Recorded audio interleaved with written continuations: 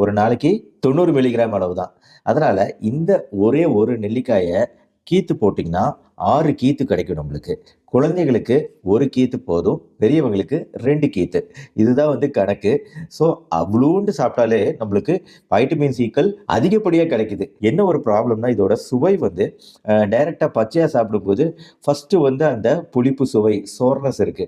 அதுக்கப்புறம் உடனே அது அப்படியே இனிப்பா மாறுது. எந்த பழத்துக்காவது இந்த ப்ராப்பர்ட்டி பார்த்திருக்கீங்களா? முதல்ல புளிப்பு, அதுக்கப்புறமா இனிப்பா மாறுறது அப்படிங்கிறது. ஏன் பெரிய நெல்லிக்காய்க்கு மட்டும் இந்த ப்ராப்பர்ட்டி இருக்கு? இது ஏழைகளின் ஆப்பிள்னு சொல்றோம். கிட்டத்தட்ட 2000 வருடங்களா தமிழ் இலக்கியங்கள்ல எல்லாராலும் பேசப்பட்ட ஒரு பழம்னா அது நெல்லிக்காய் தான். அதியமான் நெடுமான் அஞ்சியோட கதையில அந்த கருநெல்லி மரத்துல வந்த அந்த அபூர்வமான நெல்லிக்காய ஔவைக்கு குடுத்தாரு. தமிழ் வளரணும், வாழணும் அப்படிங்கிற கதைய நம்ம படிச்சிருப்போம். ஏன்னா நெல்லிக்காய் சாப்பிட்டா நீண்ட ஆயுள் கிடைக்கும் அப்படிங்கிறதுக்காக அவரு அந்த நெல்லிக்காய ஔவைக்கு குடுத்ததா சொல்லுவாங்க. ஸோ அந்த அளவுக்கு